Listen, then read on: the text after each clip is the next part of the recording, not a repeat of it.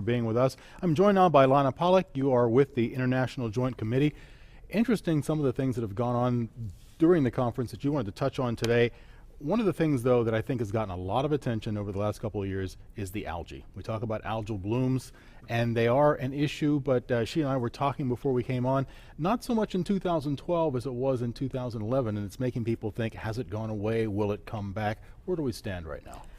We stand with a real threat and almost certainty that we're going to be looking at large algal blooms that are going to be harmful to fish, harmful to the fishing industry, the tourism industry, and just plain the enjoyment of the lakes. It was better this year. It was substantially better, and that was due to the lack of rains. Bad for the crops, but good for the water. But good for the water in this case. But frankly, by now, as we head towards October, the algae blooms are back in a lot of the areas. So they'll be there for a shorter period of time. They won't be quite as extensive, but we've got a lot of reports around the Lake Erie now that people are again suffering from stinky, smelly, and sometimes very harmful algal blooms. I think one of the big issues when you talk about trying to clean something up like that, of course, is the money. But you have the folks in Detroit or in Cleveland or in Toronto who are on the water and see these things, and we understand the importance of them, even though it's offshore. How do you spread that message across the rest of the Great Lakes states that aren't literally on the water? Well, it's not just the different states, it's the different interests and the different people. Fishing is a $7 billion industry on the Great Lakes. That's huge. So there are tremendous economic impacts of this thing as well. And I think the best messengers are really the people who use the lake or are prohibited from using the lake. So the people, the charter boat industry, the family who can't take their holiday at the state park. The messengers are the people who are the losers and who want to reclaim their lakes, and that means that they have to be speaking frankly to the agricultural community as well as the municipalities. Ag being the number one source of phosphate, being the number one cause of the algae blooms, and municipal wastewater treatment plants still being important, but not nearly as significant as the agriculture. We've talked about combined sewer overflows already. Tell me a little bit more about the nutrients that we're putting on the farms that eventually wind up in the water. A lot of the farmers still resistant to the idea of changing the way they've done things for decades, in some cases generations. That's true, but to be fair to the farmers, in some cases they changed. They thought they were doing the right thing. They made some significant modifications, which is why we saw from the 70s, things got better into the 80s. Then climate change came along. Some of the conditions changed, and farming practices changed once again. So we have to go to them again and saying, here's the evidence. What you're doing is harming the lakes. That's not anybody's right to harm the lakes. We all share in the lakes. We all have to share in the responsibility.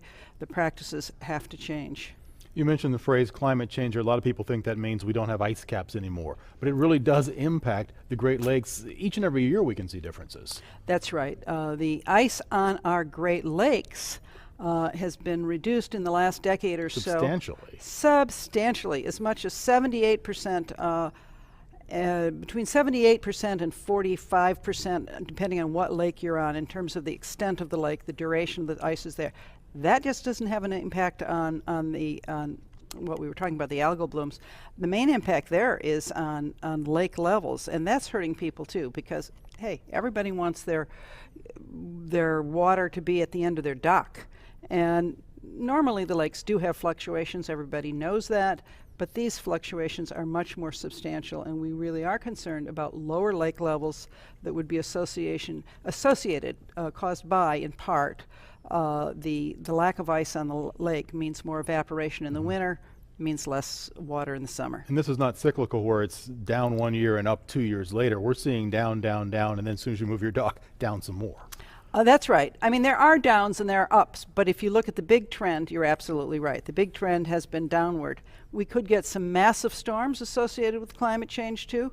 The problem with that is that water comes all at one time. So even though we want more water, we don't want, 8 inches of water in a day, in 24 hours. That overwhelms these wastewater treatment plants, and then you're back again to having significant algal blooms and pathogens in your water. Somebody who's watching this right now thinking, well, she's Joint Commission, she can make a difference, but you really want the people to make a difference. Yeah, I say this all the time. The Great Lakes are situated between two great democracies. And those democracies are very sensitive to public opinion. If the public makes demands, the governments will respond.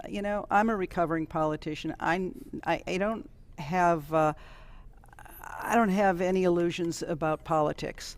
It's a tough business. But I do know that when the people speak and they really mean it, that's when the politicians respond, and they will respond. So the public has to tell them what they want. And first of all, public has to understand the science. So what are the causes? What are we trying to fix? What's the best way to do it? Then let's get going and doing it. And we've done it before. We've fixed things before in the 70s and the 80s. We can do it again. When you talk to your counterpart who runs the Canadian side of the IJC, did two governments see eye to eye, maybe more so than industry or other business or farmers or fishermen? There's a lot of agreement, especially in, there's a lot of agreement, especially that everybody cares about the lakes, and they have constituencies that care about the lakes as well, too. But the public has to make clear in both countries that you have to, that this isn't free. In other words, there has to be some investment up front in order to get the economic and environmental and recreational benefits down the road. Most of the differences that we deal with come sometimes with the competition between navigation wants it really deep waters. Environmentalists want the waters to fluctuate because that's good for wetlands. The riparians, the people who own the property, they want the water wherever their dock is. Everybody's got a different interest, and we have to try and balance them and do so realistically within what's possible with nature. Part of why we're all here this week. Lana Pollack, U.S. Chair of the International Joint Commission, thank you so much for taking time to be with us. My pleasure. Thank you.